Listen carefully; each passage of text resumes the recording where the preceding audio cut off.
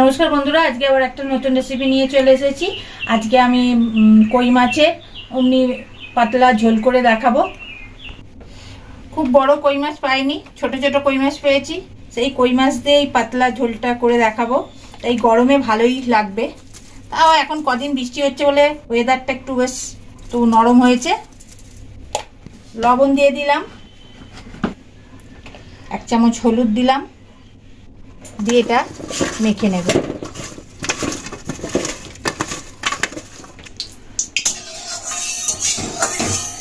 কড়াতে তেল বসিয়ে দিয়েছিলাম, তেলটা গরম হয়ে গেছে।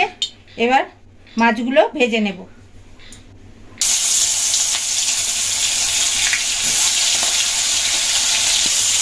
দু পিঠ ভালোভাবে ভেজে নেব, একদম কড়া করে নয়। কালারটা একটু চেঞ্জ হলেই উল্টে দেব। এক পিঠ হোক, এক পিঠ হয়ে গেছে, এবার উল্টে দেব।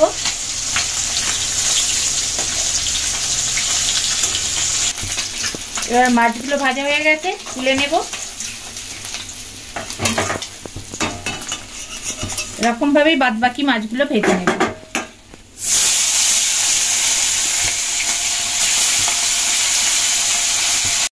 আর রান্নাটা করে নেব। অল্প একটু জিরে, গোটা জিরে, একটা আলুকে আমি কেটে রেখে দিয়েছিলাম, সেই আলুটা দিয়ে দিলাম। একটা আলু কেটে ছোট ছোট করে কেটে নিয়েছি, ডুমো ডুমো করে।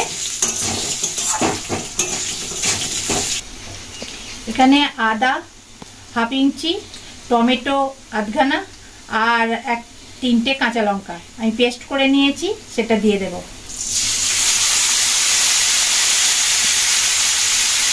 দিয়ে জল দিয়ে দেব।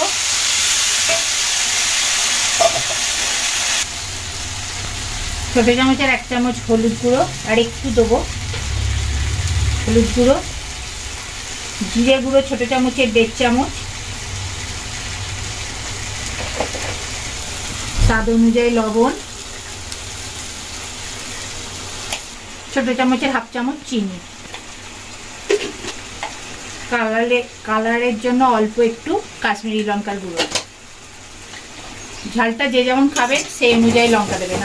যদি চান আপনারা শুকনো লঙ্কার গুঁড়ো দিতে পারেন, আমি দেব না, কেন কাঁচা লঙ্কা আমি 3টে দিয়েছি।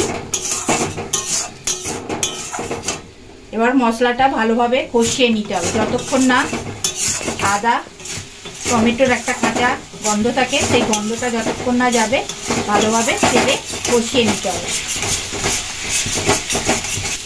মশলা কষানো হয়ে গেছে, দেখুন তেল ছেড়ে দিয়েছে। এবার আমি জল দিয়ে দেব। যেহেতু পাতলা ঝোল, একটু জল দেব।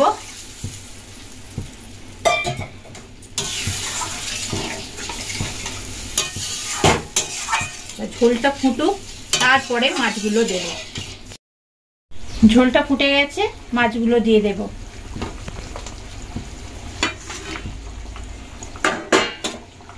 মাছগুলোকে ভালোভাবে ঝোলের মধ্যে ডুবিয়ে দেব। তো এটা 5 মিনিট পর ফিরে আসছে, এটা হোক। আলু দিয়ে কই মাছের পাতলা ঝোল আমার হয়ে গেছে। নিভিয়ে দিলাম গ্যাসটা। আপনারা তৈরি করে খেয়ে দেখবেন, খুব ভালো লাগে এটা। আর আমার চ্যানেলটা বেশি করে দেখবেন, সাবস্ক্রাইব করবেন, শেয়ার করবেন, লাইক করবেন, আর কমেন্ট বক্সে অতি অবশ্যই কমেন্টস করে জানাবেন এই রেসিপিটা আপনাদের কেমন লাগলো। নমস্কার।